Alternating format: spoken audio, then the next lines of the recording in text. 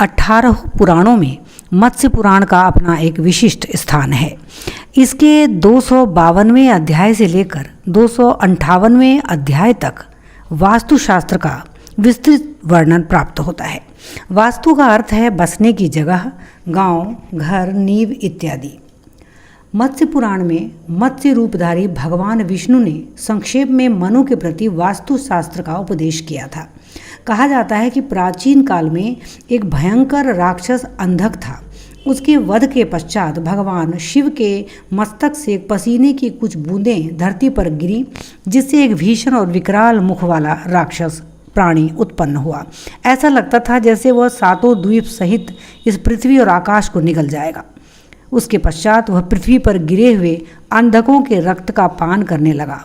इस प्रकार वह युद्ध में पृथ्वी पर गिरे हुए सभी को खा गया, किंतु इस पे भी उसका मन तृप्त नहीं हुआ और वो भूख से व्याकुल हुआ तो शिव की तपस्या करने लगा। शिव तपस्या से प्रसन्न हुए और उन्होंने उन्हें देवता के रूप में स्थापित किया। परंतु उस राक्षस ने कहा कि मैं तीनों लोगों को खा लेना चाहता हूँ, ऐसा वरदान दीजिए। और फिर वह अपने विशाल शरीर से स्वर्ग, संपूर्ण भूमंडल और आकाश को अवरुद्ध करता हुआ पृथ्वी पर आ गिरा। तब भयभीत हुए देवताओं ने, ब्रह्मा, शिव, दानव, दैत्य और राक्षसों ने उस व्यक्ति को, उस राक्षस को स्तंभित कर दिया और जिस जगह वो धरती पर गिरा वहीं निवास करने लगा। और 32 देवताओं ने उसके शरीर में अपना स्थान बना लिया। शिखी, पर्यंत, जयंत, इंद्र, सूर्य, सत्य, अंतरिक्ष, वायु, पूषा, यम, गंधर्व, सुग्रीव, पुष्पदंत इत्यादि, अदिति, दिति और सर्प इत्यादि लगभग 32 देवता उनके शरीर में रहने लगे। वही वास्तुदेव कहलाए। बाद में वास्तु शांति के लिए जो भी यज्ञ होने लगा वह उन्हें आहार के रूप में प्राप्त होने का वरदान प्राप्त हुआ। उसके साथ ही जितना भी तरह का घर पूजा, वास्तु पूजा, ये जो कुछ भी होगा और जितना भी आहार और बलि प्रदान होगा वह सब तुम्हें प्राप्त होंगे, ऐसा वरदान पाकर वह प्राणी प्रसन्न हो गया और तब से वास्तु शांति के लिए वास्तु यज्ञ का जो है प्रारंभ हुआ।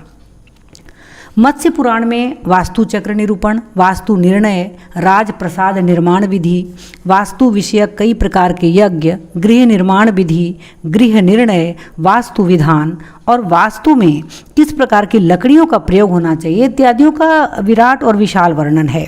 कहा गया है कि शुभ समय जानकर सदा मनुष्यों को भवन का निर्माण करना चाहिए। पहले भूमि की परीक्षा करनी चाहिए और देखना चाहिए कि भूमि सफ़ेद, लाल, पीली और काली मिट्टी के अलावा अन्य किसी रंग की ना हो। रविवार और मंगलवार को छोड़कर शेष सभी दिन शुभदायक हैं।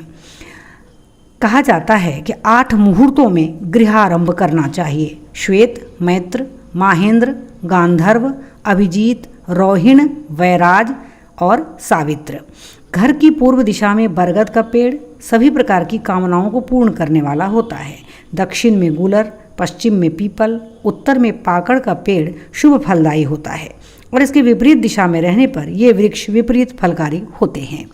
कहा गया है कि अशोक, मौलसिरी, शम्मी, चंपा, अनार, पीपल, चमेली, सुपारी, कमल, कटहल, अर्जुन, मालती, केतकी, मल्लिका, केला और नारियल, इन वृक्षों से सुशोभित जो घर है वो लक्ष्मी का निवास होता है और वहाँ लक्ष्मी विस्तार रूप से बढ़ती है। ढंग से बना हुआ मकान गृहपति के लिए मंगलकारी होता है। आइए जानते हैं कि भूमि की परीक्षा कैसे करें।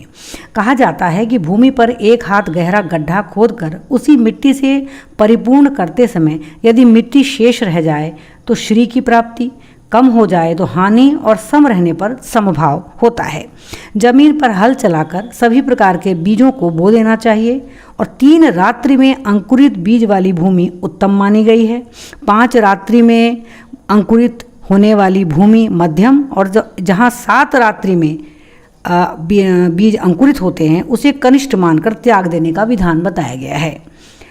कहा गया है कि गृह निर्माण में अशोक, महुआ, सागवान या सखुआ, चंदन, कटहल और देवदार की लकड़ी का प्रयोग करना चाहिए, क्योंकि इन लकड़ियों के प्रयोग से घर और घर में रहने वाले सभी व्यक्तियों को शांति और अच्छा स्वास्थ्य प्राप्त होता है। कहते हैं कि वास्तु यज्ञ 5 प्रकार का है।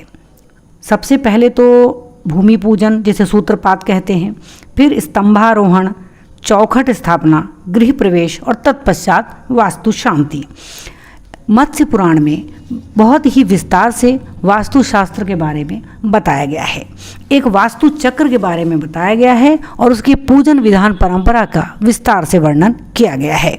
साथ ही ये निर्देश भी दिया गया है कि चूँकि कोई भी व्यक्ति अपने घर को एक बार ही बनाता है तो प्रत्येक दृष्टिकोण से उसे परख कर, भूमि की परीक्षा करके और पूजा पाठ और वास्तु विधान के पश्चात ही गृह प्रवेश करके उस घर में रहना चाहिए और अपने उस घर में रहकर संतति के साथ साथ अपने अच्छे स्वास्थ्य के साथ बढ़ना चाहिए और अपने जीवन में अपने लक्ष्य को प्राप्त करना चाहिए। मत्स्य पुराण के 253 से लेकर 258 तक के सभी अध्याय जहाँ वास्तुशास्त्र से संबंधित सभी प्रकार के प्रश्नों का उत्तर प्रस्तुत करते हैं, वहीं दूसरी ओर हमारी विशाल पौराणिक परंपरा का अद्भुत ज्ञान भी हमारे सामने प्रस्तुत करते हैं।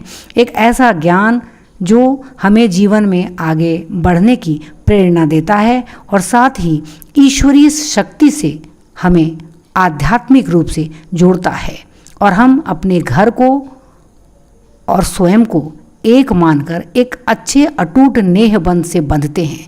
तो ये है